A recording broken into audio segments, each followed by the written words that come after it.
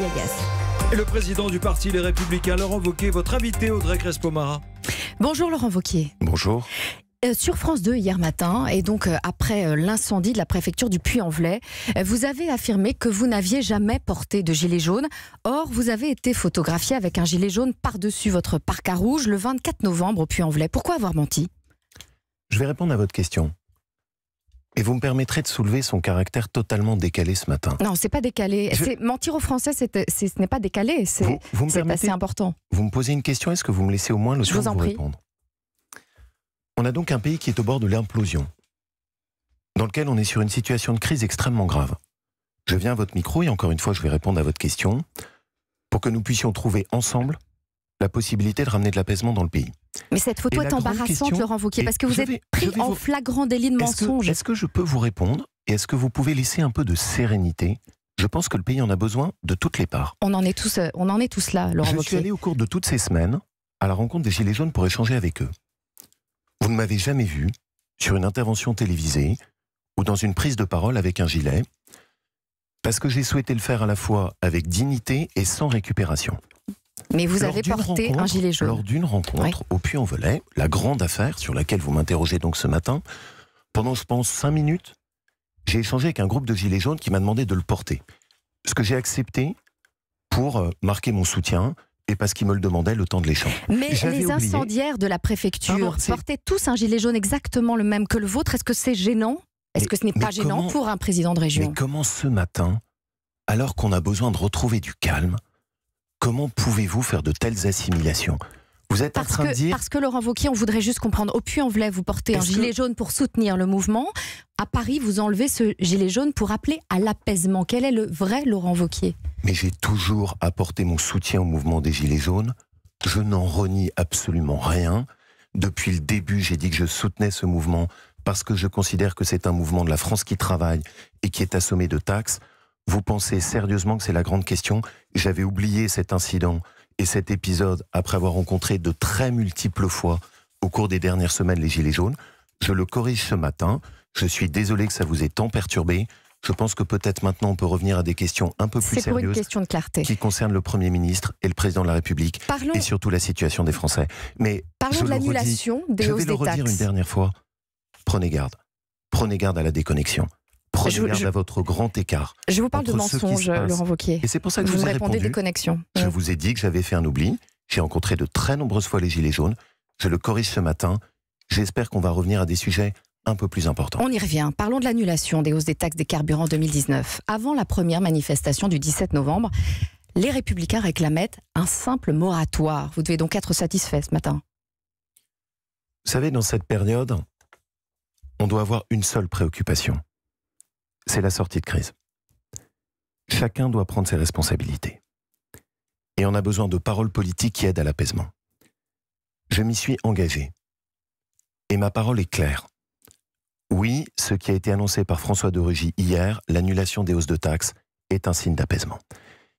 C'est même le signe d'apaisement qui était enfin attendu. Et il est bien qu'il arrive, même si on a beaucoup perdu de temps. Et pour que ce message soit entendu, il faut également qu'il soit exprimé au plus haut niveau de l'État. Justement, Laurent Wauquiez, hier soir, l'Élysée a annoncé, à travers effectivement la voix de son ministre de l'Environnement, François de Rugy, la suppression des hausses de taxes des carburants en 2019, alors que dans l'après-midi, devant l'Assemblée nationale, le Premier ministre défendait l'idée d'un simple moratoire. Édouard Philippe peut-il rester à Matignon ?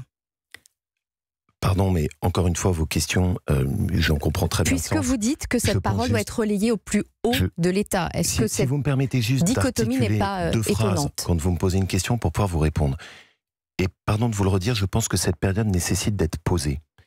Je ne suis pas là pour faire une exploitation politicienne de la situation, ça ne m'intéresse pas. Donc ça ne vous a pas surpris? La seule chose que je dis ce matin, c'est qu'il faut que le président de la République s'exprime lui-même. Il faut qu'il y ait une parole qui s'engage, dans lequel il annonce lui-même qu'il renonce aux augmentations de hausse de taxes. Cette parole est nécessaire, et pour moi, la question de savoir ensuite les conséquences pour le Premier ministre, pour le gouvernement, pour les remaniements, ça n'est pas ma préoccupation. Je souhaite que nous retrouvions du calme. Je souhaite qu'on arrive à retrouver de l'apaisement. Est-ce que vous mesurez à quel point notre pays est potentiellement au bord de l'explosion ? La question est donc pas de savoir si un tel ou un tel doit démissionner. La seule question qui se pose, c'est que les Français doivent entendre du président de la République lui-même le fait qu'il n'y aura plus de hausse de taxes en 2019. L'Élysée dit craindre une très grande violence samedi. Est-ce que vous appelez les Gilets jaunes à ne pas manifester samedi? Mais avez-vous bien compris la nature de ce mouvement? Je l'ai dit depuis le début, je l'ai soutenu. Contrairement à ce que vous avez prétendu ce matin, non, tous les Gilets jaunes ne sont pas des casseurs et des incendiaires. Alors parmi si vous me permettez juste de donner un chiffre, parmi les plus de 400 personnes interpellées samedi, 11 femmes, 33 mineurs et plus de 300 hommes, 25-50 ans, bouchers, maçons, pères de famille, sans casier judiciaire, venus de province. Les Gilets jaunes, en majorité.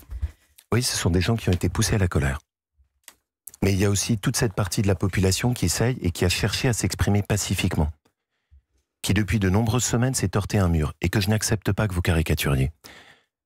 Il y a des craintes pour samedi prochain, elles sont très fortes. L'Élysée nous dit qu'il redoute des incidents.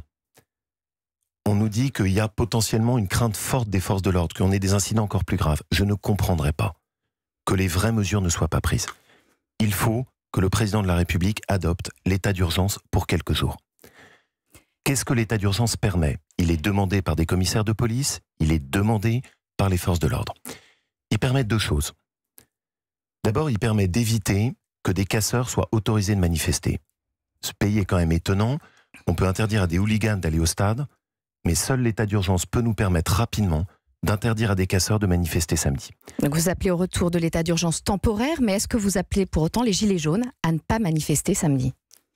Mais encore une fois, je crois que vous ne l'avez pas entendu, mais... Si, on peut décréter l'état d'urgence et d'un autre côté appeler les Gilets jaunes à ne pas manifester samedi. Mais ça n'est pas un mouvement qui dépend des politiques. Donc vous ne donnez pas de consignes? Ce ne sont pas les syndicats qui ont défilé dans la rue. Ce ne sont pas les partis politiques, ce n'est pas l'opposition. C'est le mouvement lui-même. Ce que je dis ce matin, et je le redis avec la plus grande clarté, j'appelle aux responsabilités. J'appelle à la responsabilité du président de la République pour qu'enfin il s'exprime lui-même, qu'il ait cette parole attendue, qui vienne confirmer le signe d'apaisement qui a été envoyé enfin hier soir. Et j'appelle le mouvement des Gilets jaunes que j'ai toujours soutenu à ce qu'il combatte toute forme d'expression de violence samedi prochain, parce que c'est indispensable, parce qu'on ne peut pas connaître un nouveau samedi noir. Mais pour ça, le président doit assumer ses responsabilités. Il faut permettre, par le biais de l'état d'urgence, à la fois de protéger les forces de l'ordre et en même temps de protéger les manifestants qui veulent le faire pacifiquement, s'exprimer pacifiquement et qu'on n'assiste pas, encore une fois, au même débordement que ceux à quoi on a assisté au cours des 3 samedis derniers. Merci Laurent Wauquiez.